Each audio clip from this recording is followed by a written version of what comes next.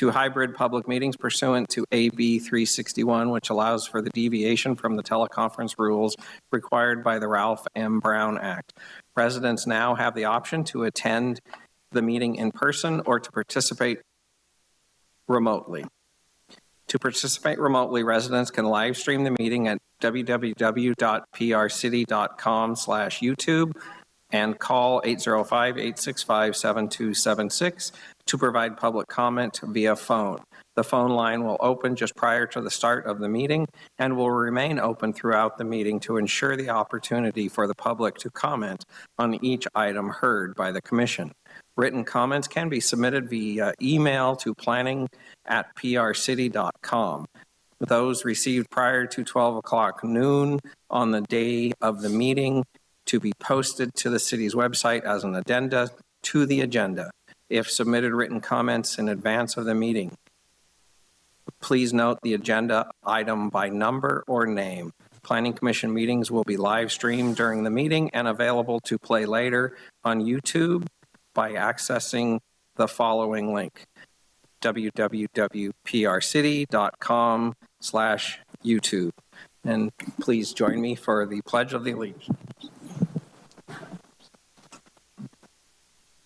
I pledge allegiance to the flag of the United States of America and to the republic for which it stands, one nation, under God, indivisible, with liberty and justice for all.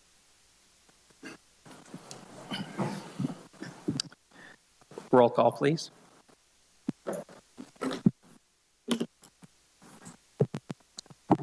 Commissioner Marlowe. Present. Commissioner Connolly. Here. Commissioner Covarrubias. Here. Commissioner Davis. Here. Commissioner Christensen. Present. Commissioner Kogler. And Commissioner Kogler let us know he would be absent tonight. And then Chairperson Neal. Here. Staff introductions, please. Darren Nash, City Planner. Marcy Reynoso and Ashley Peterson, Administrative Assistants. Darcy Delgado, Associate Planner.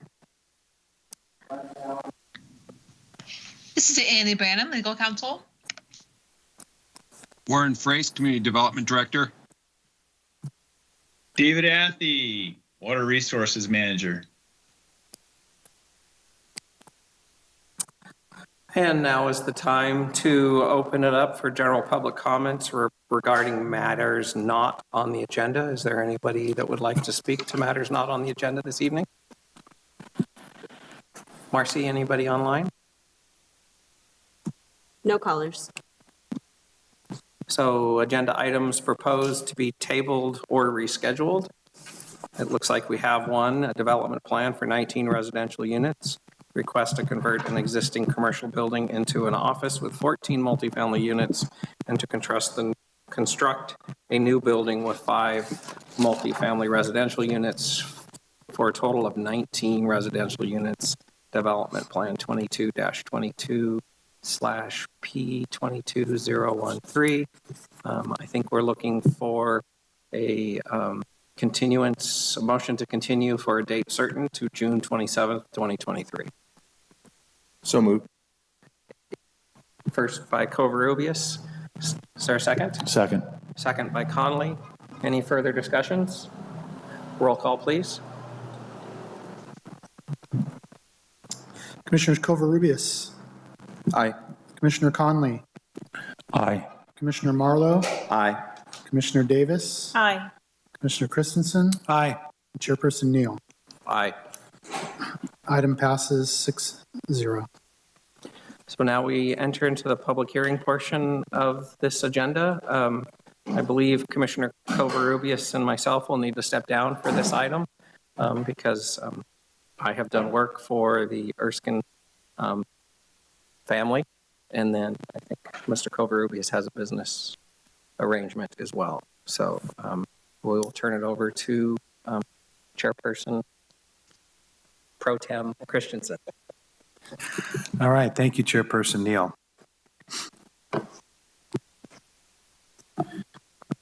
So just to confirm, we still have a quorum. Yes, we have 4 of the 7. Thank you. Okay, so we'd like a staff report on, staff report on master development plan for Beechwood specific plan areas D and E. Yes. Chair Pro Tem Christensen, members of the commission. This is a request for the portion of the Beechwood specific plan. This is a tentative track map 3198, plan development 2218, and this is for phase 1B of the Beechwood specific plan. The applicant is the Thomas Erskine Property Trust. So this area before you, south of Meadowlark, east of Beechwood, north of Creston Road, then kind of along the extension of Airport Road there. This is the Beechwood specific plan area in its entirety. What we're looking at this evening is phase 1B, this grayed out area, which is also sub-areas D and E of the specific plan area. So we're looking for the commission tonight to review and approve the development plan, the master development plan for this area 1B, and also the tentative track map from track 3198. The tentative track map is 160 residential lots, 11 non-residential lots, which is a total of 171 lots. And it was mentioned to me by one of our commissioners that we may have some conflicting numbers on the total number of lots. So we'll clarify that through the presentation by staff as well as the presentation by Rick Engineering, who is the project engineers and planners on this area of the Beechwood specific plan. So tonight we're looking at the master development plan. If you recall, for those of you that were on the Planning Commission back in 2020, the specific plan came before the Planning Commission, and there are different property owners within the Beechwood specific plan area. And so at the time of the specific plan, different than how the Olson South Chandler specific plan, where it was under really one master developer, they had precise architectural plans for each planning area. The Beechwood specific plan did not have any architectural components to it. So it was really the process of going through the specific plan, coming up with the number of lots that was consistent with the general plan, and coming up with the infrastructure, street layout, and such for that. So in terms of doing what's called the small lot tentative maps, that is each area will come back to the Planning Commission. So about a year ago, we came forward with this area 1. So sub-area 1A came through. They showed us the tentative lot layout, and that tentative map got approved at the Planning Commission level. Tonight, we're looking at this area 3. So with the approval of the specific plan was the requirement that these planning areas come back to the Planning Commission with the master development plans and with what's also called the development plan. And not to make it more confusing, but what we have before you tonight is the tentative map and the master development plan, but we do not have housing, we do not have architecture, we do not have all the specific front yard landscaping details, all those things for the sub-area 1B.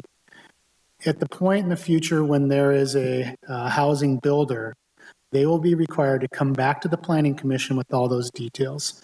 And that process of bringing that architectural information back to the Planning Commission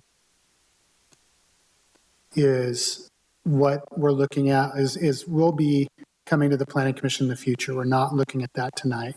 Tonight, when we look at this flow chart, what the Planning Commission is looking at is the tentative map and the development plan with all the specifics for the home types, colors, materials, lot layout in the future.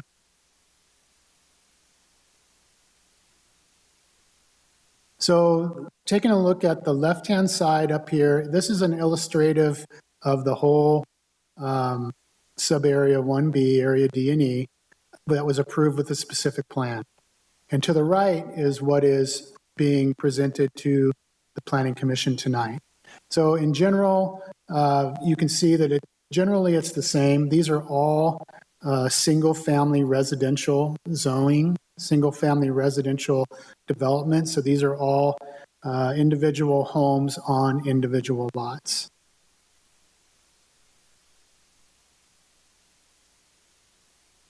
One area in particular we wanted to bring to the Planning Commission's attention.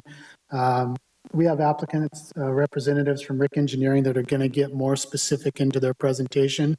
But just to bring to your attention, one of the things, and we saw at the DRC, these lots here, which I'm calling the hillside lots.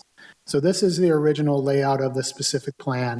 With that approval of the specific plan was around 7 lots along this area. Going to this area here on the left, this was what was being proposed and was reviewed at the DRC a few months ago when this went to the DRC. And there was some question at that time about this common drive, lots being behind others, this lot layout being consistent with this layout in the specific plan.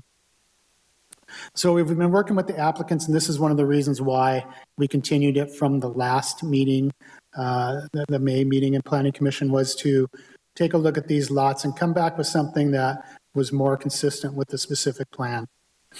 The plans before you this evening show this layout. This layout is showing about 9 lots from down at the bottom here up to the top to this detention basin. These lots still seem narrow as far as staff is concerned for a hillside lot that has, some of the lots have some oak trees to work with. So what we've done is requested that between the approval of the tentative map, if that's what the Planning Commission wishes to do this evening, and recording the final map, that this area get reduced by 2 lots from 9 down to 7. The 2 lots can be then distributed back into the other areas of the neighborhood. And then we would come back with 7 lots, which then seems more reasonable. Now we're talking about more going from about a 50-foot wide lot down more to like a 65 to almost 70-foot wide lot for these. So the project, as it's before you tonight, has a condition of approval that requires that the applicants, when they're reviewing when they're working on their final maps, reduce this down, and then the other 2 lots will get distributed. The applicants are aware of this condition and have, the applicants and owners have accepted the condition and are willing to work with us on that. So the options before you tonight are to approve the tentative map 3198 along with the development plan, which is approving resolution A and resolution B, which is option 1, or option 2, approve the tentative map and the development plan with modifications, or refer the item back to staff for additional analysis, or deny the tentative map and the development plan based on findings. And with that, that concludes staff's, and the recommendation staff has is to approve resolutions A and B as outlined in option 1. So the applicant's presentation will have more details and give you more specifics. However, if there's any questions before we go to the applicant's presentation, be happy to answer those, or we can just get the presentation from the applicants. Thank you, Darren. I think maybe we want to hear from the applicant for more detail, unless you guys have something specific at this moment. Yeah, I was the one talking about a question about the lots and the distribution of the lots. So we can do that now or later. I don't care. I just wanted to get some consistency in the documents. You want to hear from the applicant on details? That would be fine. Okay. Okay, let's go ahead and hear from the applicant now, if that's all right.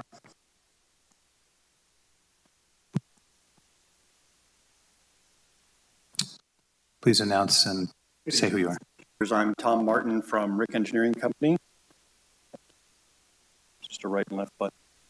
Okay, so Darren covered a number of items there, and I'll get into a little more detail for you on the Beechwood Area D and E, Master Development Plan, and the tentative map 3198 for this area. So this presentation will cover a quick history of the Beechwood specific plan, the current entitlement process, a description of the project in more detail, a review of the consistency with the specific plan, the comments received from DRC and the applicants and our responses to those comments, some minor changes from the approved specific plan, and then future items, as Darren mentioned, for DRC and Planning Commission review. So as stated before, the Beechwood specific plan encompasses 234 acres, 911 lots, and was approved in 2020. The first tentative map on the left of the area there, 3166 tentative map was approved in December 2021. And so here we are in 2023, and we're bringing forward areas D and E for approval of tentative map 3198 and the master development plan. And Darren also went through this, the different timelines and what needs to be done as a concurrent review. As you've seen, we are now at Planning Commission to be able to approve the tentative map and master development plan, and other items such as architecture and elevations will come later. So area D and E is shown in the red bubble there, and master development plan was created for the first phase, which is over to the west or left in area 1. And now we're in area 3, and it includes a little bit of area 1 just because that's where the lot lines line up. That's ownership goes into area 1 there. What's proposed is single family lots, residential single family, private street lots, and open space. So a fairly simple layout.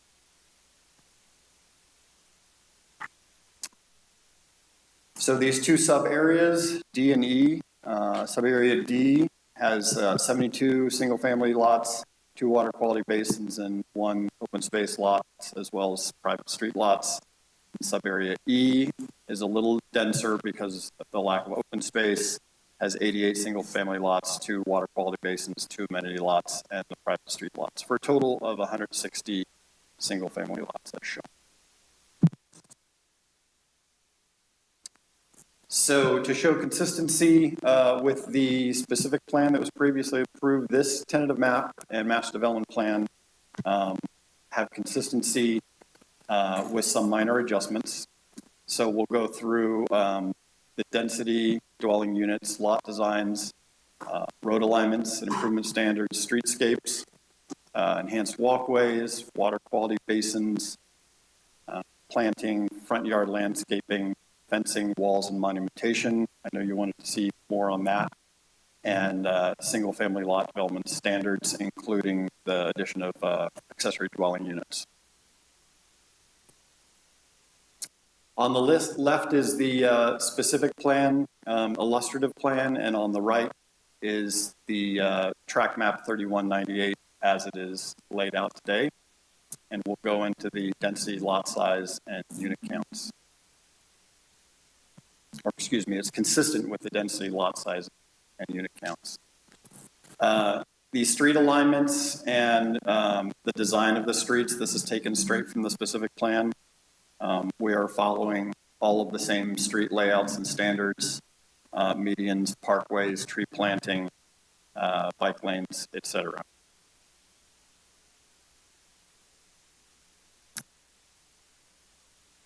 And then within the private streets, we have similar layouts, attached sidewalk in some areas, detached sidewalk in some areas, street tree planting, and Airport Road running north and south to the right of the page there. As far as oak tree preservation goes, we're consistent with a specific plan. We're proposing to preserve 12 oak trees and remove 3 oak trees. And so these oak tree removals and saving of oak trees have to be consistent with the MMRP as part of the specific plan. And all of these have been reviewed and approved by the project arborist. There are a number of conditions that are put on the grading at the time of final design and construction to protect oak trees because some of them are scattered within private lots themselves.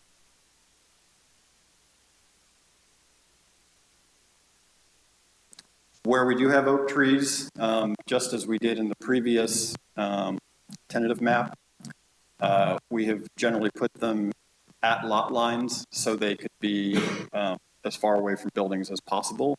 We have worked very hard to keep the grading very consistent with the natural grade so that there's not any significant cuts or fills near the oak trees. And the HOA will have to be monitoring these oak trees. That's per the MMRP.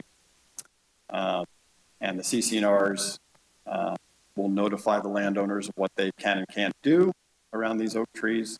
There's a signage program, and then the HOA has to monitor the oak trees for 5 years after construction, and an annual oak tree evaluation by an arborist. So the oak trees are obviously important and be taken care of well. Our other consistency is with water quality basins. We have had to move around some of the water quality basins to make some things work and move some lots around for the same reason. But the planting and the fencing around the water quality basins is consistent.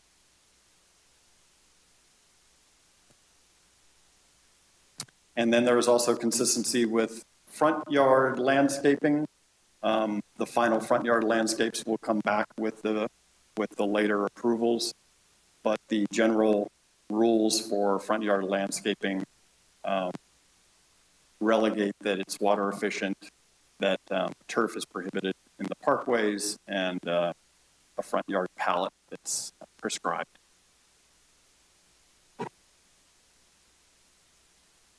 As far as street trees and open space planting, you can see here the new illustrative with the new layout of trees. And then there's also open space preservation and planting that remains untouched and monitored by the biologists.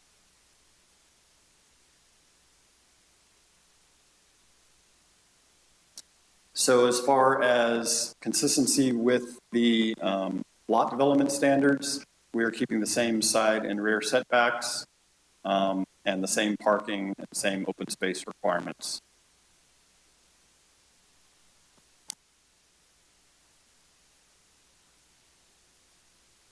And then here you can see a single lot with the different setbacks, 5-foot side yard setbacks, 15-foot rear setbacks, 25-foot front setbacks, with the exception of ADUs that I will show you in later slides.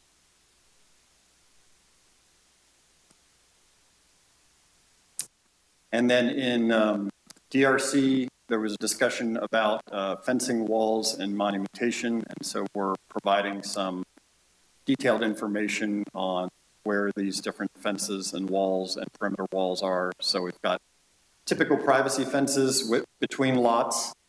We've got view fences, which are like a black tubular fence that's see-through, where lots open up to the open areas such as basins or open space. And then we've got perimeter walls or community theme walls, they're also called. And I will show you the design for those in a couple of slides here. In addition to the basin fencing, the black tubular steel is at the back of the lots along Street D there, because that backs up to the open space. And then the typical community theme walls and privacy fences. And then in addition to that, we have a two-rail fence that is along the other side of the open space, that is along the enhanced path along Oriole Way, which does not have any lots fronting it on the western side.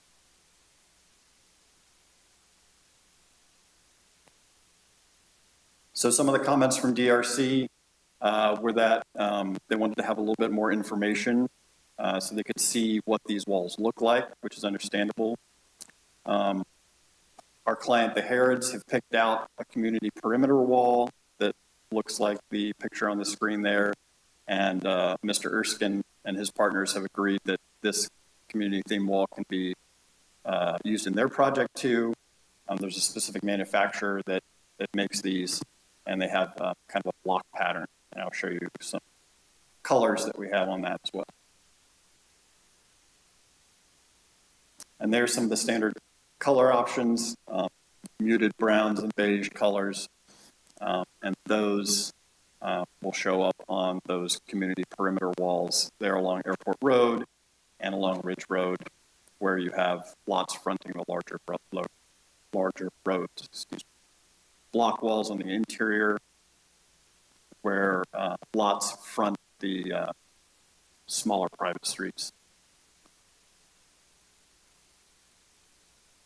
And those are the block walls I'm referring to on the inside streets, such as Street N there that's circled, and a few other areas along the sides of lots next to basins. We'll get that 6-foot high block wall for durability.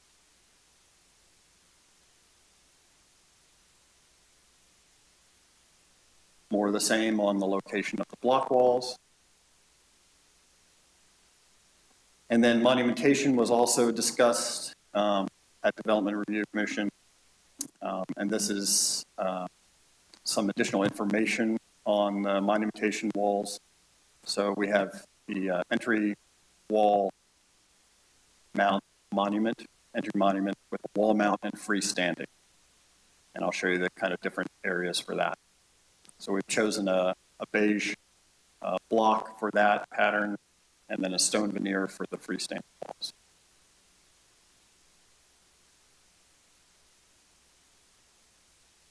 And so you can see that the neighborhood entry monuments, such as there at the corner of Meadowlark Road and Airport Road, to the right of the page towards the top, and Deer Springs Drive, where we have community walls that die into the monument walls. They may be part of the monument, they may be part of the community perimeter wall, or they may be standalone, as you see over by Airport Road. Additional monument walls at the other corners, Street O and Airport Road.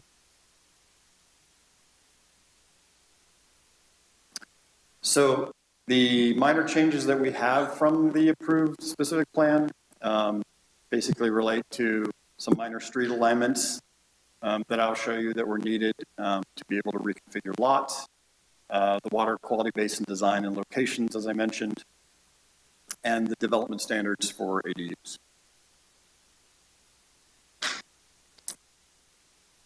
I'll run through these fairly quick, but we did do some street reconfiguration up in the northwest area to be able to get better connectivity through the site, straight down Deer Springs Drive from Meadowlark Road, and better basins and lot efficiency. We also made some changes along Street J, where we turned lots 90 degrees, where you enter Street P there. Does this have a pointer? But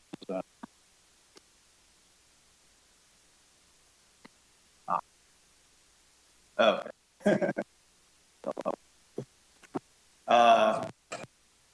And then also in Street M, you can see that we reconfigured from more of a dead-end area here. Yes. Point the pointer to that screen. There you go. Okay. More of a dead-end street there, and then created a little bit better lot efficiency and some connectivity in the tentative map design.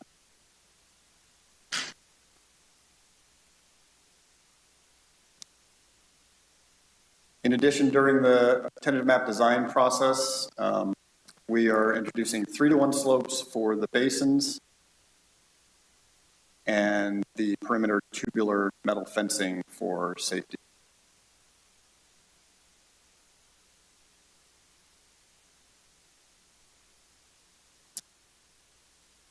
Oh, there we go.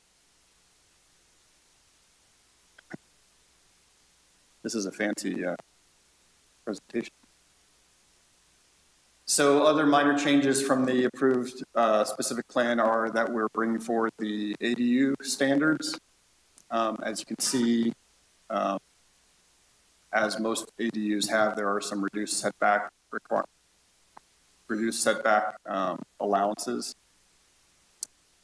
And this is to get greater density, which the city desires in new subdivisions, meet housing needs.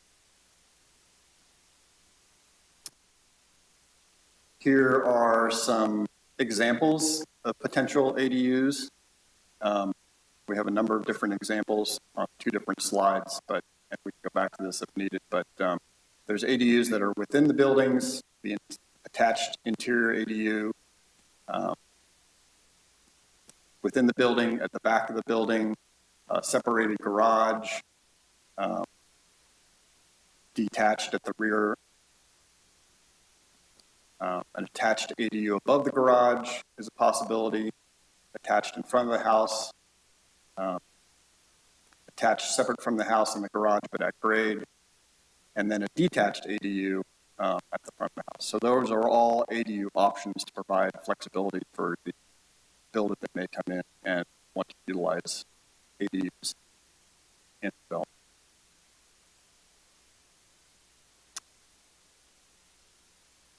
Another minor change is that since the tentative map and the streets were labeled with letters, we have since gotten approved through working with the city planning department, approved street names as shown.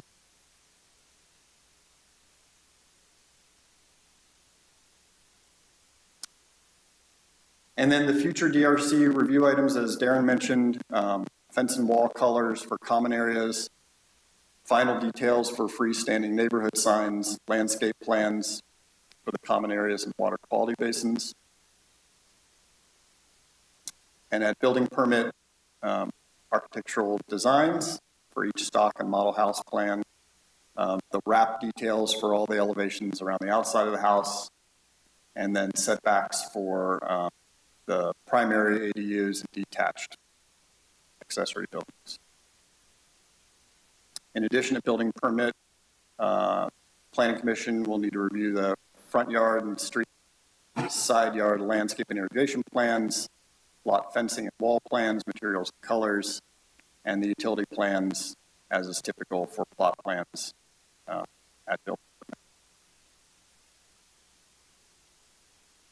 So in conclusion, for this presentation, we feel that the tentative map 3198 and the master development plan 2218 are consistent with the Beechwood specific plan and the MDP design requirements. Land use, summary, acreage, density, streetscape, fence, wall, and monumentation, oak trees, open space, street trees in front yard, plant palettes, and the design standards for single family dwelling units as well as ADUs are consistent with the Beechwood specific plan with minor adjustments. And we seek approval of the master development plan and tentative map 3198. And Tom, just real quick, you can go back and confirm the number of residential lots and the number of non-residential lots? Sure. I think you did that in the beginning. I got 160 residential lots. Yes. I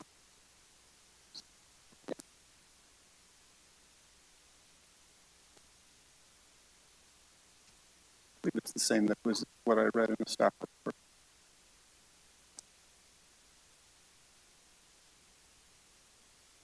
Yes, total of 160 single-family residential lots.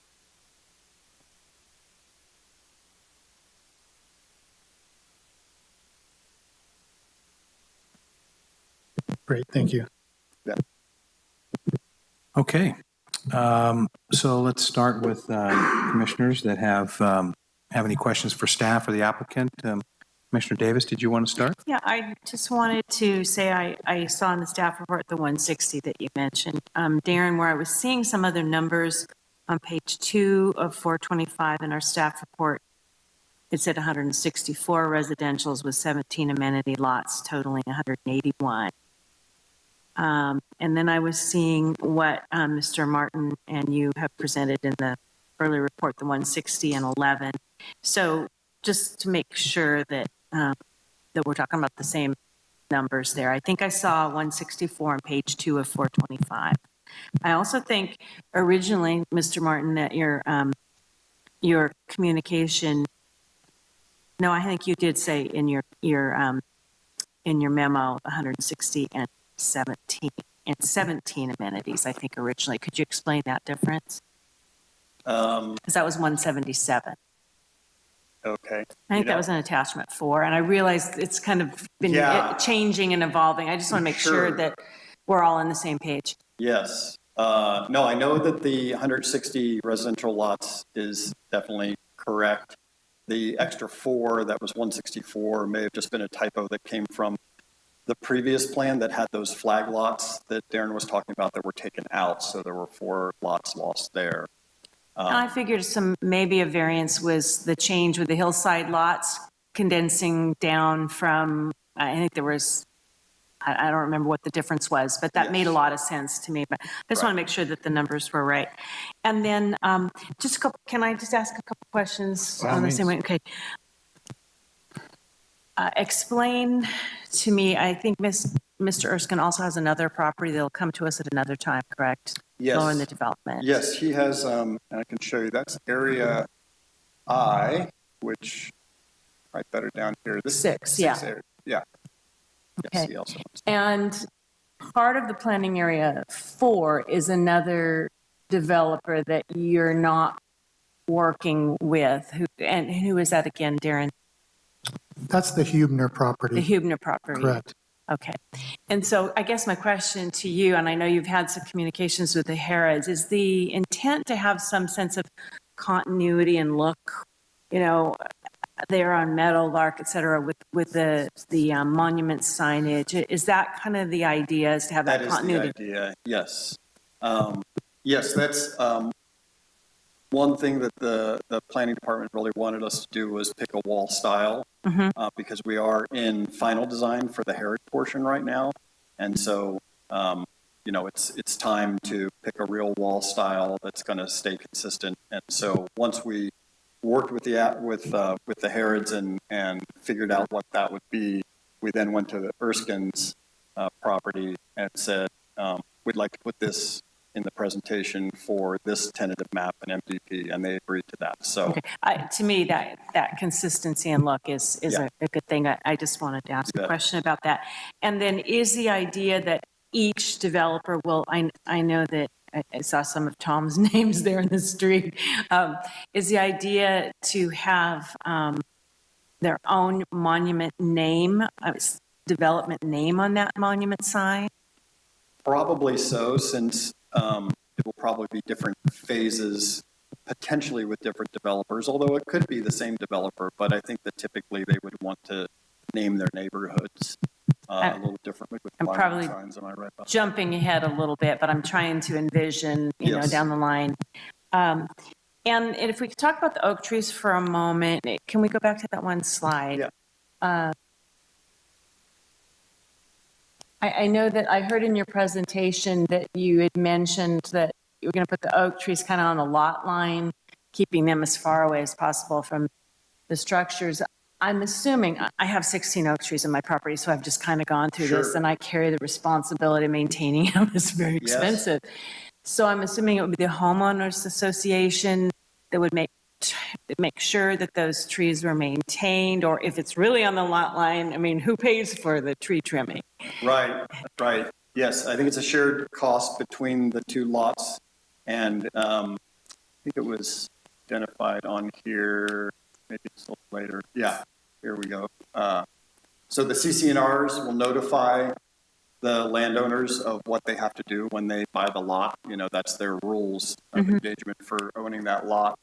And then there's going to be a signage program, and then the HOA has to monitor those trees, but the homeowners themselves have to maintain them. But I know in my situation, it just has to be a good neighbor situation. Okay, my Sure. my oak tree's way over, I'll trim it, but the root is there on my side. Yes. So I was just curious, it does make sense to keep them away from the structures. I got the questions on the lots answered, and I might have some more questions here down the road. Yeah, that's it for right now. Thank you. Okay. Thank you, Mr. Martin. Commissioner Marlowe, would you like to ask staff or the applicant some questions? Yeah, just a couple. I know that ADUs are the very popular thing since the rule change, and I know that there's been multiple developments where they added the same amount of ADUs as residences, I understand. Is that the plan here, to put an ADU on each single family lot?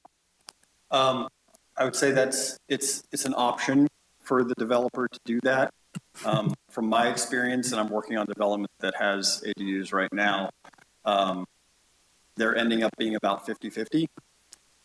But it's a little bit hard to predict. But I don't think there's a prescriptive and anything against a certain number of lots or a certain number of ADUs. So I think they're, you know. No, you guys, the developer has the ability from what I've learned that we have to treat them as they're invisible, essentially. You can build one lot, you can build one ADU. So I understand. Yeah. I'm just trying to get a feel for what the direction is on it. And are these planned to be leased or sold? Is there already a plan to do that, or? Right. I believe that's also developer.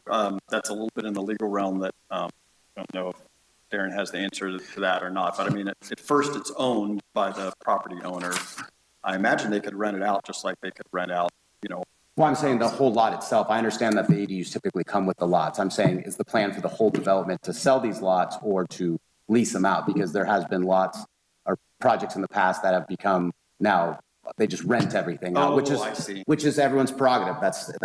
You're a developer. You got to do what you got to do to make money. I understand. I'm curious to what. Yeah, I think the market forces have been changing a lot, and we've seen developers like going after a lot more multifamily rental units just in the last 6 months.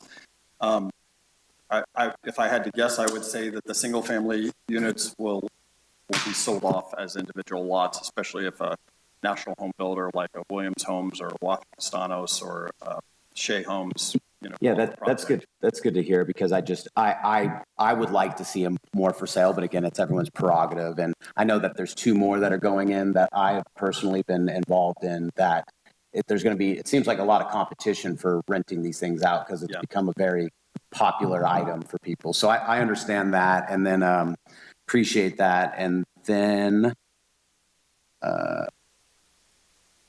really, I think it looks good. I think you guys squeezed a little bit more in, but overall, I think that you guys did a good job following the general approved plan from before. So I don't really have any more questions beyond that. Thank you.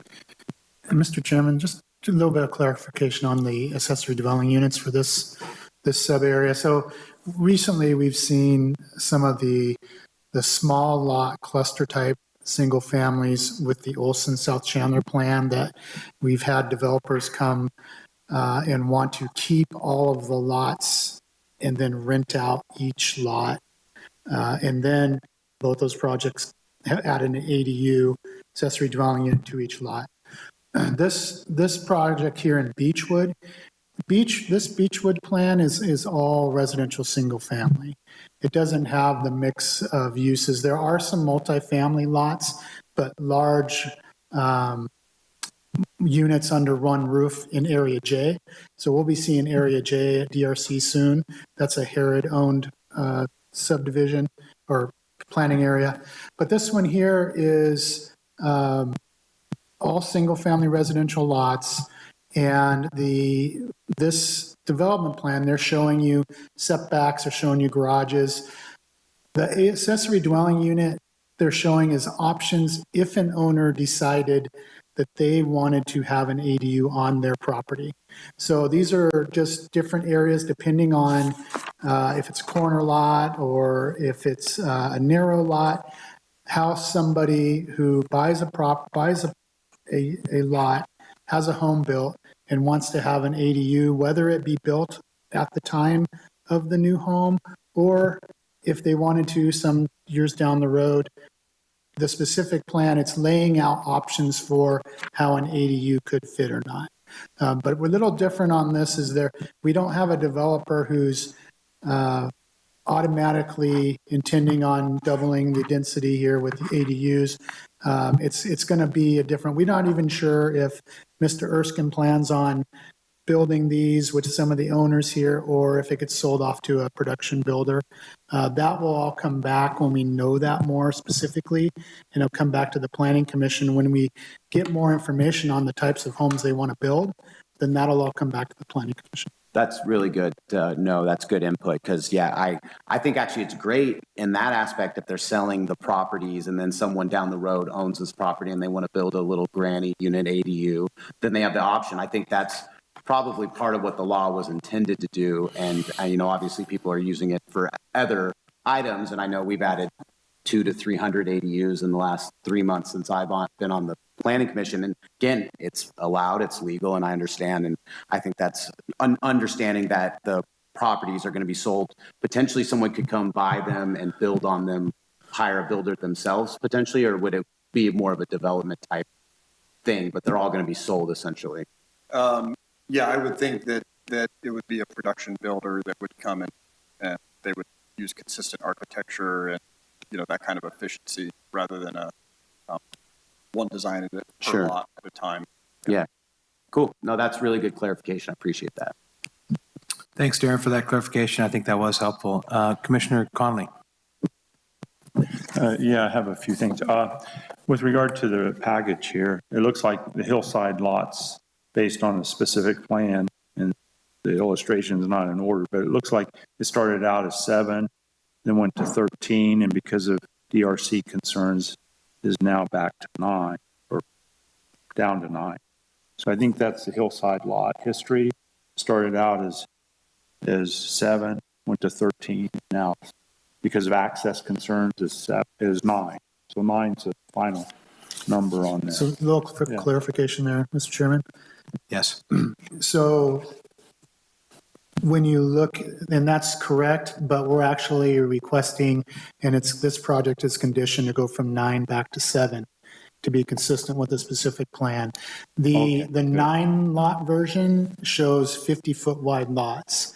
And when we get into a hillside situation, especially when the lots have oak trees in them like these lots do, we wanted to see a little more width than 50 feet to build a custom foundation home on a hillside and get more width. So staff is conditioned the project to go from even the 9 down to the 7. So we're back to 7. Correct. Okay. I just wanted to clarify that. I had a question with regard to ADUs. Mostly has been answered, but in the package, it indicates 5 ADUs for sub-area D and 5 for E for a total of 10. That's out the window with package with a production developer deciding for ADUs on each lot whether to have them or not. Is this from the specific plan? Is that why?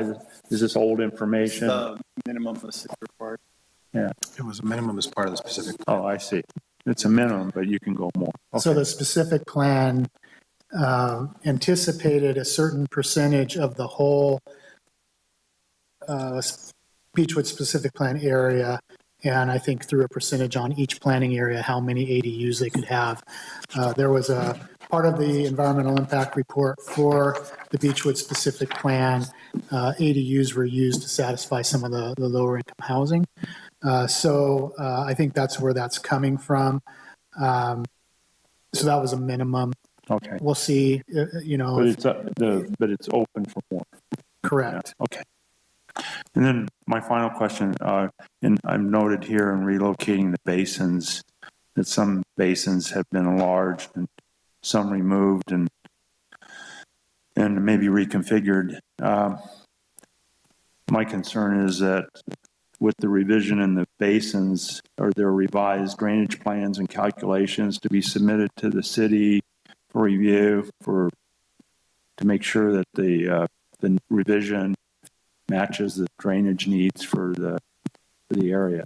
Yes, and we had to submit an overall drainage plan for the specific plan, and then we also had to submit a new drainage report for the, trying to get back to the illustrative here so I can point it out.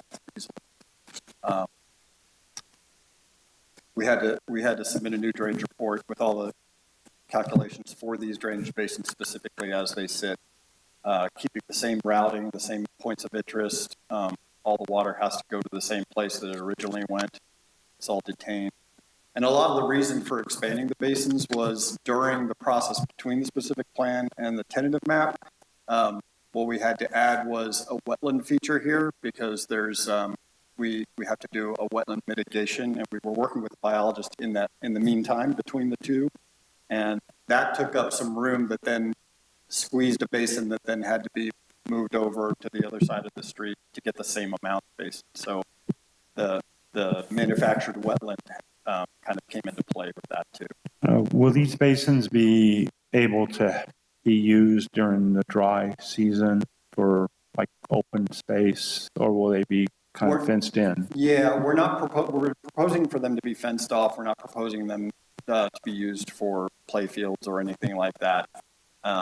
The bioretention soil mix that you put in the bottom of these that is kind of necessary for the cleansing of the stormwater kind of precludes them from being used as like ball fields because it's a water quality as opposed to just the detention that yeah, these are not made to be dual use. And I assume that our resolution here is the concept of this, and that when we have a production builder, the architectural features, the landscaping will come back to us. That's correct. Okay. I think it's a great project. I like to see single family dwelling homes going in for sale. I think it's great. That's all I have. Okay, thank you. I just got a few questions. Follow up. Roughly how many residences were planned before? Would you say about 164 lots? Yes. I'm trying to remember what. I mean, you can ballpark it, I think. Yeah, I think 164. Like about 164, and then it's come down to 160, and that's including the hillside lots going down to 7. Right. So, okay. And so the other residential allocated allocations, is that going to be used somewhere else? I would imagine They could be used somewhere else. Yes. Okay. Yes. As part of one of the other developments owned by, okay. Right. Right, because the total specific plan allows 911 units, so they can be shifted around as the design evolves. Okay, thank you for that clarification. And let's see. Oh, so the oak tree, so it sounds to me like there may be a benefit because of the way the grading plan may come in. We may not lose as many oak trees. Is that the way I read this? Right. It's basically, we had to, the arborist report during the specific plan was so old and so much has happened in nature in the last 3 years that we had a new arborist come in and reevaluate all the oak trees. And so, yes, in certain areas there are different oak trees that have actually gone downhill and are supposed to be removed because of their condition. It wasn't as bad before. And then there's other ones that can be saved. So it all kind of comes out even. Interesting. Okay. And let's see here. So I had a question in regards, and this is maybe more for staff, in regards to the signage. Are we approving one or the other today, the monument and or the other type? I mean, is that the decision we make today, or does that come back when the plans come back more specific to the neighborhood? So the specific plan itself had options for signage. And as we go through these with the different property owners and we go through these neighborhoods, the question from staff and the question to the DRC, the Planning Commission, is, are you going to have signage? If so, where's it going to go? What's it going to look like? That's what they're providing.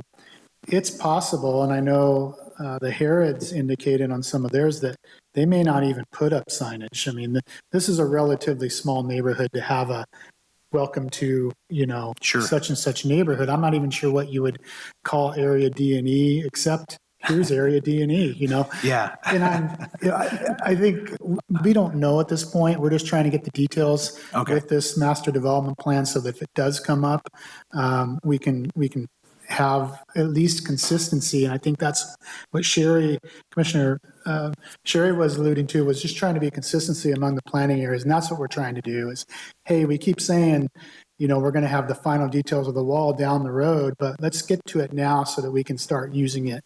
So tonight, I think what we do is with this master development plan, they've shown a few different options. One's a freestanding, Okay. and one's if it was placed on the wall. And if that's acceptable to the commission, and it seems reasonable in terms of what staff is looking at, then we'll use that as a kind of a standard as we go through the other owners in the other areas so that we have consistency among. But it may be that when we come down to it and a different production home builder comes in, there may not be any reason for signage. Okay. So I think as part of the master development plan, we're showing these details. When we get down to final maps, and I think the details that come down to back to the DRC, one of those is that final signage, but they're going to need to be within this, what's shown in the master Are we at that development. level yet with the Herod submission? Are they getting close to that point, or? So on phase one, we've done this part we're doing tonight. Yes. But we have not been back to the planning commission on their details. Okay, that's what I was that asking. That still has to come back. Okay, so obviously that step would obviously drive that to an end. Once we get that production builder or the people who are going to build in those areas, then we'll have a little more information on, the details. Do you think you're going to have signage, that kind of thing? Yeah, thank you. Thank you, Darren. I appreciate the clarification. That's all my questions at this time. So Commissioner Davis, did you have some follow-up questions? Yeah, could you just talk to me? It looks like there's a mini roundabout and a traffic circle for circulation. Yes. Could you just explain that a little bit more? Yeah. So the mini roundabout is up here on Meadowlark Road, and that allows the free flow of traffic, just like a larger roundabout would, but it's more compact, so it doesn't. Our goal was not to take up a bunch of right-of-way and have to go acquire property on the other side of the street. And that traffic kind of calming, so it's traffic calming, yes. So that'll slow speeds through that area, which I know is a big concern of the city. In fact, we have two of those, one on the Heritage section and one here. And then the traffic circles down here are a little different because the traffic circles are a two-way stop sign and the other movements are free-flowing. But having the circle in the middle helps slow traffic down, in the directions that it doesn't have to stop. And give me some background. Ridge Road would be adjacent to what development there? What would be on the other side of that? Would be. So the mini roundabout There's a is mini, up here at Meadowlark and Deer Springs. Got that one. And the traffic circles down here on Ridge Road. Interior. And would blend into what development? Or would that be? Oh, the sub areas below it, yes. I would have to go back, I think, to show you the larger map. This probably shows. So yes, the mini roundabout up here on Meadowlark Road, you can see, and then the traffic circle right here would go down into the roads that go into Area J. And there would be consistency in that development plan. I mean, that's. Yes. I'm not sure who the owners are. There's so many different owners, and how is this all going to be an integrated whole? Right. So it's got to be a challenge. But I kind of wanted to figure out what that circle purpose was and where would it take you? Yeah, the whole idea is to provide traffic calming so we have slow speeds through the subdivision in the larger roads like Ridge Road. Okay. So these are all private streets that are in the interior of the site, but Ridge Road and Airport Road and Meadowlark and Beechwood are all public roads. And so those are all designed to public road standards that are under the engineering department's purview. Thank you. I really appreciate that. You bet. Okay. Any other commissioners have any follow-up questions? Oh, I do. Go ahead. While you're here, and I know I'm jumping ahead, but it's exciting to know what's coming next. Could you describe the architectural style yet, or is it there yet? I wish I could. I really don't have any any information on. Okay, all right, just thought I'd put you on. However, Commissioner, we do have the specific plan that has a section on different architectural types. So whoever's designing these homes in the future, there'll at least be some things that they'll have to be with consistency with the specific plan. So there are some different options in the specific plan. Okay. No other questions of staff or the applicant? I had one last question. HOA, is there a master HOA and then a smaller HOA? Is that how that's going to be structured? There's a number of different things, and I wish I could rattle them all off. There's a community facilities district. There's an HOA. I believe there's a master HOA and a sub HOA. I'm more curious about the HOAs. I'm just I'm actually, not completely remembering everything on that. I don't know if you do, Jeff. There's a master and sub HOAs. Okay, so there's a master HOA that kind of takes care of all the things that relate to the entire subdivision, and then sub HOAs for each of the areas. Okay. Such as this. Thank you for answering that. Thank you. Okay, so I think if we're done with questions of staff and applicant, we'll move on to public comment. Do we have anybody that would like to comment? Do we have any callers on the line? No callers. Okay, closing public comment. I want to thank you. You can go ahead and take a seat. Thank you. Closing public comment. Do we have commissioner discussion, or would someone like to make a motion? Do you have discussion about this, Mr. Marlowe? No, I can make a motion though, if there's no one else that would like to discuss. Did you have anything you wanted to discuss? No? Okay, feel free. Mr. Chairman? Yes. I just want to clarify so we can make notes on the resolution. So my notes show that we ended up with 177 lots where 160 were residential and 17 non-residential. And I want to confirm that with Rick Engineering. Is that? That's correct. Okay, so we will, on the resolution and the whereas, we'll change 171 to 177 total, where we have 160 lots for single-family residential homes and 17 lots for streets, detention basins, open space. Okay, so Commissioner Marlowe, would you like to make that motion? Yeah.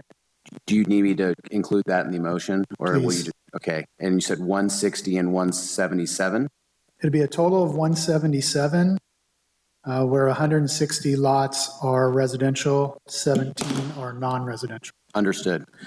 I'd like to make a motion to approve option 1, approve draft resolution A, approving vesting tentative tract map 3191, and approve draft resolution B, plan development 22-18, subject to site-specific conditions approval with 160 single-family residences with 177 total lots.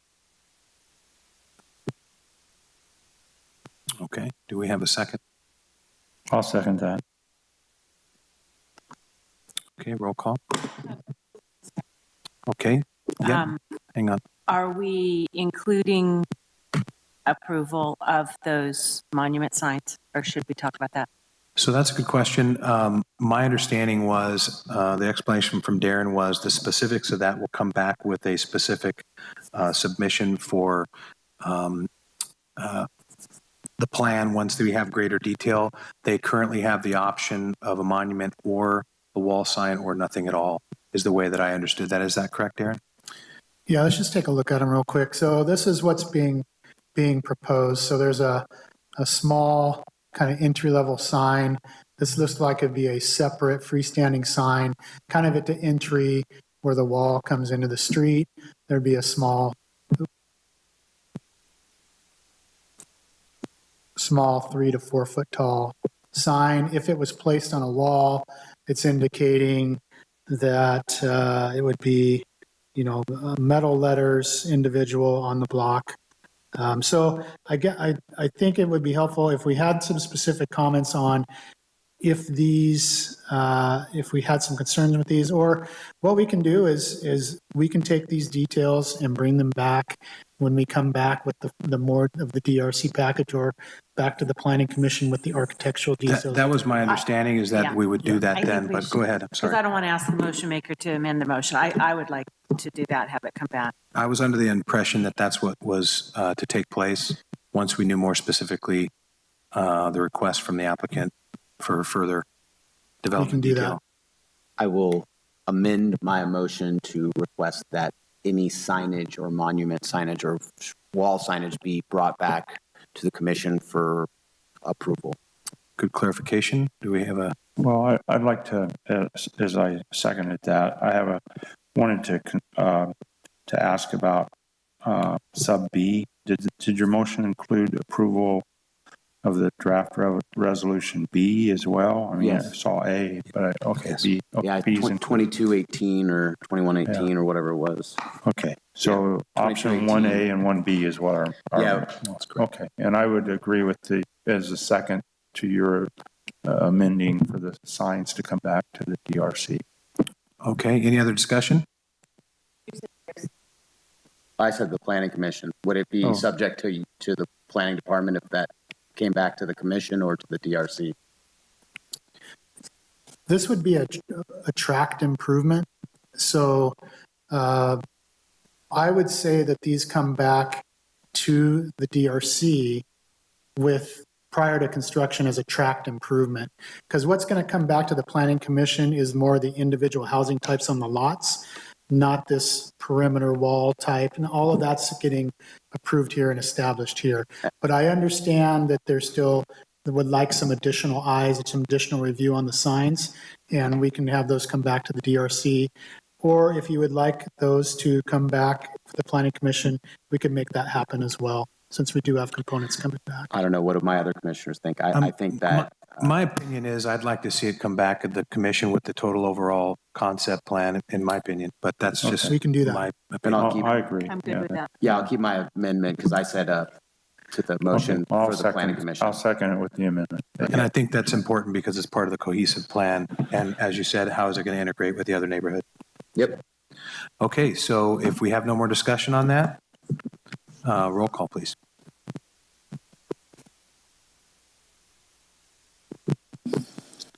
Commissioner Marlowe, Aye. Commissioner Conley, Aye. Commissioner Davis, Aye. Chair Pro Tem Christensen. Aye. Motion passes 4-0. Okay, so if we can invite the other two commissioners back in, I'm not sure they can hear me, so maybe, Brian, if you've got us, thanks.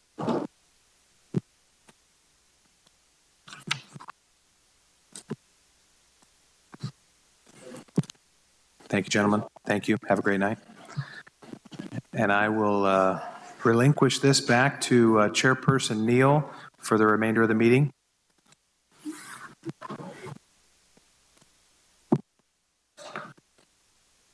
Item 2. Thank you, Pro Chair. Thank you, Commissioner Christensen. Our next item is the Firestone Walker Brewery photovoltaic solar installation. This is a continuation from the May 23rd, 2023 Planning Commission meeting. The project is a solar system consisting of 210,000 square feet of photovoltaic area. The system includes a 1.2 megawatt ground-mounted single-axis tracker system on approximately 4.84 acres of a 13.75 acre field located southeast of Firestone Walker's Brewery main operations building, adjacent to an existing solar system, CUP 22-21, PD 22-21, and P22-0128. Staff report, please. Thank you, but I feel like you just gave it. All right, thank you, Darcy Delgado, Associate Planner. So as mentioned, this is a continued public hearing from the May 23rd meeting. So just to give to reorient everyone, so I'm sure you've seen this presentation on that May 23rd date, but I'm going to go through it and explain, what the difference is and what you're seeing today. So here is the location. It is southeast of Firestone's main campus between Ramada Drive and the Salinas River. So then on this aerial image, you can see the wastewater treatment ponds and then the earlier phase of solar to the east of those ponds. All right, so this shows the new proposed solar panels, and then of course you can see the existing solar panels. I did include an updated site plan since the last time the commission saw this. It looked visually like it might pop out a little bit more, so you have the context of the surrounding development and then the Salinas River to the east. So again, it's a 1.2 megawatt solar system on a 4.84 acre site. The field that this is being proposed within has historically been dry farmed for barley. And so largely the project is very similar to what was done for the earlier phase. So this whole field, had the biological report covered the entire field that you see in this red outline. This one is closer to some oak trees. So on this image, that's why you're seeing so many oak trees called out. But there are several mitigation measures to avoid those trees during construction. So really, this is just a good image to see where the panels are proposed. And then I'm sure you remember seeing this view from Highway 101. Of course, the driver is not fixed on the freeway unless there's an accident. So there is expected to be very little visibility. So you can see the rendering showing the existing, and then the proposed phase 2 would be kind of where that arrow is pointing to. So in terms of the CEQA compliance, so this project was subject to the California Environmental Quality Act, also known as CEQA. Just generally, various pre-construction surveys and monitoring are required related to biological resources and then cultural and tribal cultural resources. And for those to occur prior to grading activities to reduce impacts or potential impacts to less than significant. There is a full list of all the mitigation measures that have been incorporated into the project's conditions of approval. And so those are attached in the resolutions. So that's just a summary. At the last meeting, we received a letter from California Department of Fish and Wildlife with a list of recommended additional biological mitigation measures. The applicant wanted to take some time to make sure that they were okay with these additional mitigation measures, and so that is the time lapse that we've seen over the last few weeks. So I've listed these as they have been incorporated into the project. So these mitigation measures aren't changing the project. It's still the same project plans that you saw on May 23rd, but we have added these additional mitigation measures, and so that is really just the only change is we have more biological mitigation measures that have been incorporated into the mitigation monitoring and reporting plan, and then also the site-specific conditions of approval. And so that really is the only change in the need for continuing the public hearing. The applicant has agreed to abide by those conditions of approval, those mitigation measures, and so all the draft resolutions have been updated. So with that, the options, to approve the project would be approving the draft resolution A, which is for the mitigated negative declaration, and then approving draft resolution B, which pertains specifically to the development plan and the use permit. Certainly, if the commission has questions or you'd like to amend something, we have the option to amend both of those resolutions, and then also referring this back to staff or DRC. Our recommendation is option 1, since we've worked with the applicant and with Fish and Wildlife, so everyone's on even ground. There's no concerns, but certainly we're available to answer questions, and we have the applicant here tonight. Great, thank you, Darcy. Does the commission have any questions of staff? Darcy, so I know the Department of Fish and Wildlife came in kind of late with their feedback. The net effect, does that delay the project in any way or add some additional costs to them? What's the net effect? I just kind of want to understand. Yeah, my understanding is it will add some cost to the project. We tried to add, the project biologist looked through the letter that Fish and Wildlife provided. They responded, and the city kind of acts as an intermediary, so a little bit of back and forth. But in the end, I think that it was probably going to be a lot more time to try and sway Fish and Wildlife to maybe reduce any of the mitigation, and not knowing what the end result will be. So this is going to add some cost for them to do additional surveys that weren't originally anticipated. And I understand they're wanting more time to figure all that out. So just that. Any other questions? Commissioner Cover. So just based on what you just said, Darcy, so did Fish and Wildlife, did they reduce anything? Did they did they compromise on anything? I'm just curious. Do you know? No, they did not. They did not. So they stand by their original letter, the same letter that we've read in here. Correct. Okay. All right. Commissioner Conley? With regard to the new requirements that Fish and Wildlife has, does it require some type of environmental monitor during the life of the project? So there is some monitoring that will need to take place for and pre-construction surveys. I'd have to dig into the specific language, but they've covered a lot of bases, I will say, more, for species that are would say like of special importance, whereas, when we were going through the initial study and the mitigated negative declaration, really the requirement is to make sure you're protecting special status, wild species and whatnot. So I think it just goes above and beyond what we're seeing, what's typical for Paso Robles. Yeah, sometimes the agency does the monitoring themselves or requires the applicant to hire somebody to do the monitoring. I'm just curious about that. But, so they have continuous nesting bird monitoring as the last BR23. Consultation as needed with Fish and Wildlife. So this is really just a high level summary. So yeah, I think I recall reading in the MMRP that a pre-construction survey, if any crotch bumblebee nests are found, then there will be avoidance. And then if there needs to be a take, that's when you need to work with Fish and Wildlife. The burrowing owl, pretty standard mitigation for burrowing owl throughout the state. So that shouldn't be an issue unless, it does take a while to passively relocate them, but they will move. And then I think the nesting bird study is pretty standard, if I'm not mistaken. So. And I believe we have the applicant's biologist available on the line if there's any questions that we might want to ask the biologist. I'm satisfied. Commissioner Covarrubias? I'm sorry, Darcy, I forgot. One more clarity.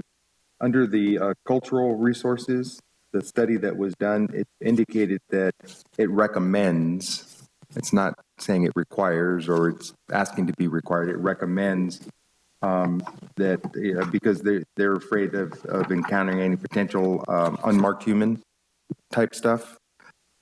Because it's just a recommendation, the applicant doesn't have to enforce that, right? Is that an option for them? So it's actually on page 102 under cultural resources. Yeah, so the way that the mitigation measure has been written is that they will have to have an archaeological monitor and a Native American observer present for all ground disturbing work for the project. So it's not a recommendation, it's something that it's required. It's required. Okay, all right, thank you. Commissioner Marlowe? I'm just curious, did phase one require any of this?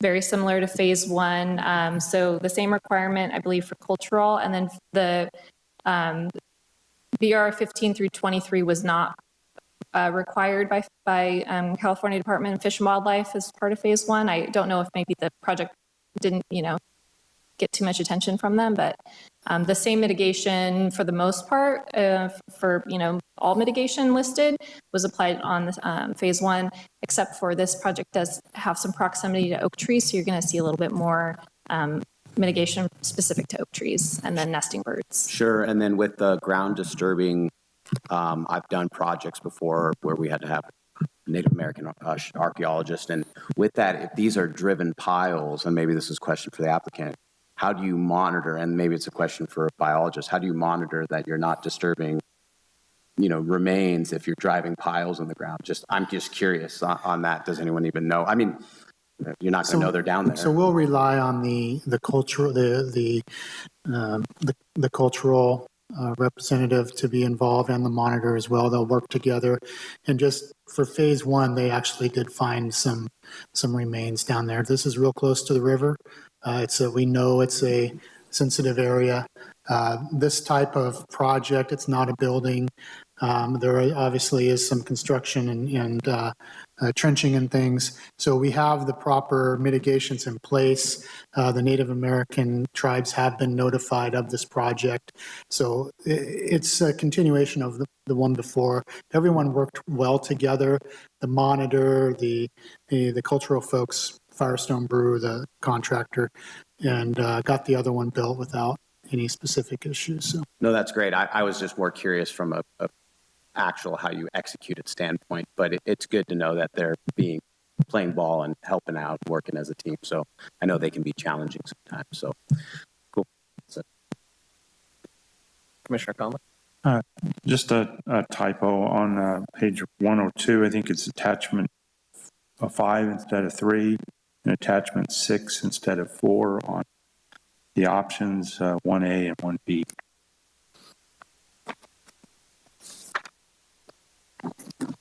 We'll make those notes. Thank you. Great. Any further questions? Seeing none, would the applicant like to speak again, or are we good? Just please come up and state your name, and thank you. I'm Mark Fisher, the Brewery Operations Director at Firestone Walker.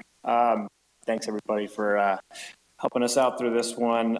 I just wanted to say that we're dedicated to the environment and that area in southern Paso Robles. Our goal is not only to make the best beer in the world, but also to be the most sustainable brewery in the world. And we're well on our way. I think this solar project gets us to the point where we're almost covering 100% of our base load.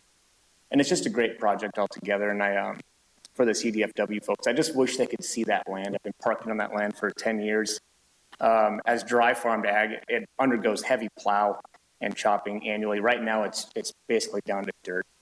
We just baled everything up and hauled it off site. And so if there was, ground burrowing owls or a crotch bumblebee on that land, it would be heavily disturbed annually as is. And if you go take a look at a picture of underneath the solar array, it's actually full of mustard and milkweed. So I guess regardless of how the site is surveyed throughout this project, we're bringing more habitat into the area at the end of the day. So we're happy to jump to the hoops and play ball with everybody, but I just really think it's all moving in the right direction regardless. So that's all I had. Great, thank you. I'll open it up for public comment. Anybody? Seeing none. Anybody online, Marcy? No callers. So I'll close public comment and bring it back to the commission for continued discussion or a motion.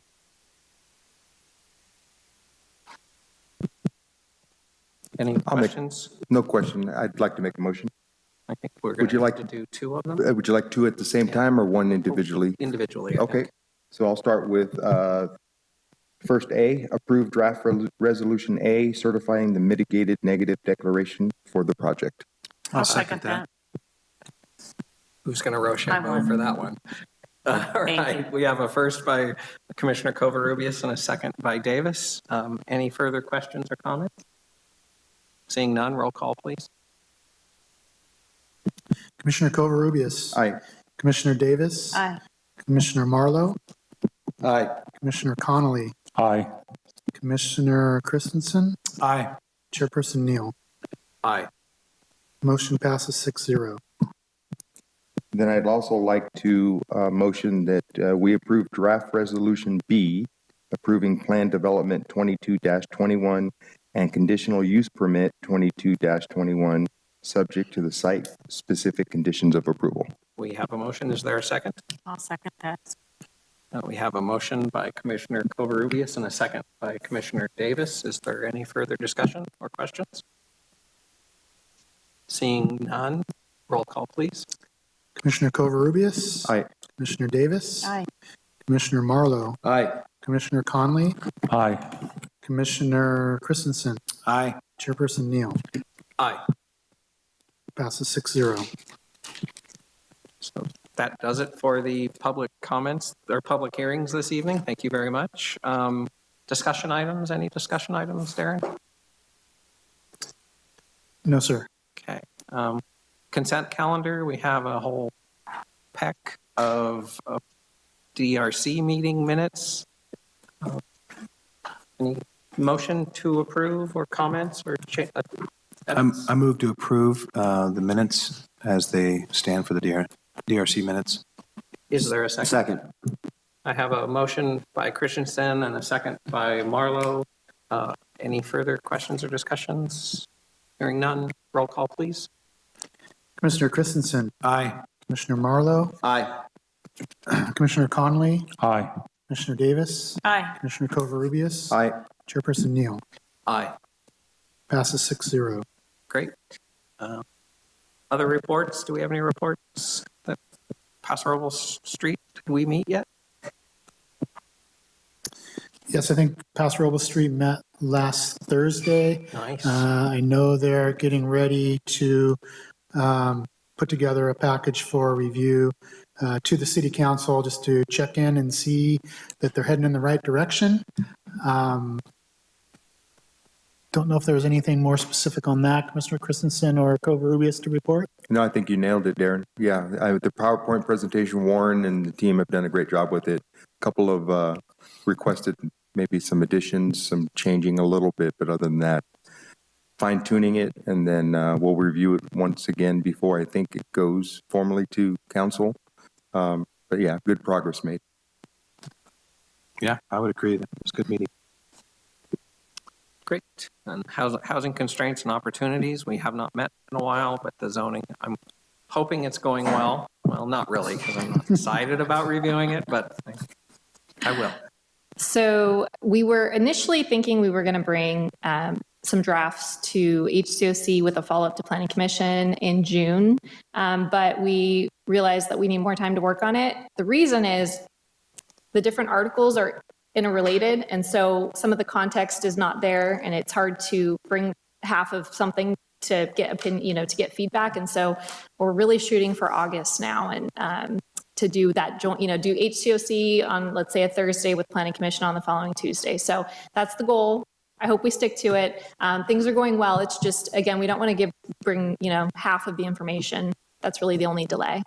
Yeah. But we're making excellent progress. I feel 100% confident that it would be a great document with staff working and consultants. I'm really impressed with the way the team is working. So I'm a bit chagrined that we'll have to read it, but that is what it is.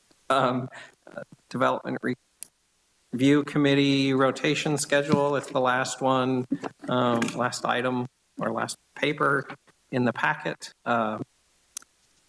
July is Covarrubias, Neal, and Davis, with Kogler taking the first two July meetings. And then August coming up is Covarrubias, Neal, and Conley. Are there any conflicts? Have one? Yeah, so in August, I know it's plenty of time notice, but the 7th and 14th, I'm gone for almost 2 weeks on vacation. So if somebody wants to switch, happy to do something whenever. Just if somebody can let me know. So I'm gone the 7th and the 14th of August.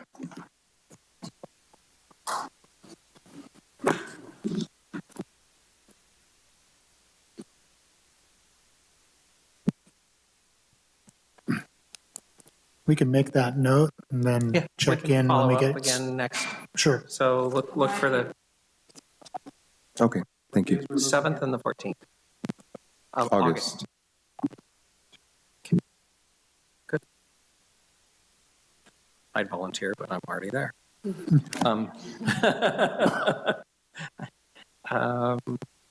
Planning Commissioner comments. Start down with Commissioner Marlowe. No comments. Commissioner Covarrubias. I'm good today. Thank you. Commissioner Davis. Nothing tonight. Thank you. Commissioner Conley. I don't have anything. And Commissioner Christensen. I have none. Thank you. I do have one. I see that the landings EIR has been released. That's got to be a thick one. Will we be given packets for those, or are we going to review those digitally? Either way. Yeah. Go ahead, Warren. Commissioner Neal, yeah, we got the document out for public review on last Wednesday, so that starts the 45-day public review process. We have printed copies for the Planning Commission, so we'll get those out to you in the next, couple days or so. They are 600 pages long. They do refer to a technical appendix that's only available online because that's 7,000 pages. Make sure you don't lose it though, because we're going to not republish those. So you will need those for the hearings in the fall, but we will get you copies. It's also available online digitally. So if you prefer just to look at it digitally, you can do that as well, but we'll get you hard copies. Thank you very much, Warren. I know that 600 pages takes a while to get through, so I was just looking for some way to help me go to sleep in the evenings. So it'll do that. I have read plenty of EIRs in my career. So staff comments? Just real quick, wanted to bring back to your attention the July 25th Planning Commission meeting. That's Fair Week. We've canceled that in the past. I'm not sure if we determined with this group if we were available for a meeting on the 25th. Not sure if we have items yet, but we do have plenty in the queue. But just want to be planning on our end whether that's something that the commission would like to cancel for Fair Week or whether we would have a meeting. So historically we have canceled. We did do one, I believe, last year because we had a full agenda, if I remember right. No? Okay. All right. Okay. So I won't be available that evening. So yeah, I think it might be best to see if we can cancel that meeting.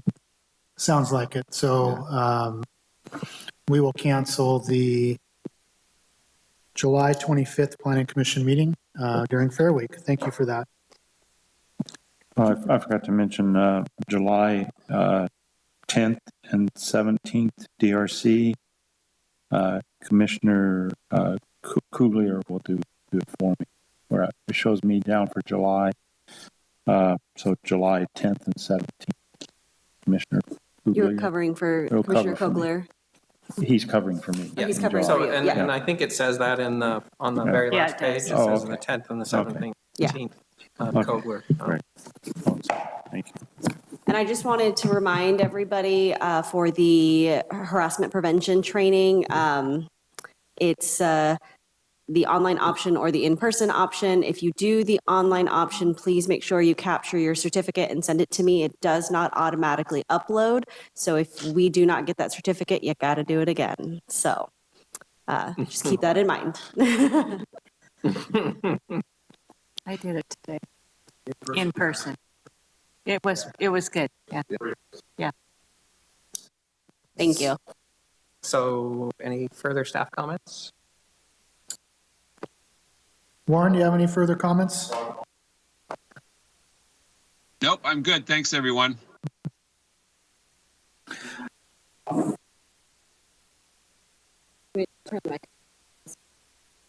Yeah, I was noticed that there's a press release out July 23rd, ribbon cutting for the dog bone roundabout. I'm looking forward to trying it. Yeah. All right, I move In for. that great car of yours? Yeah. I make a motion for adjournment. Having a motion, is there a second? Second. And let's just yay it. Yay. All right, thank you very much. Yay. Have a great evening.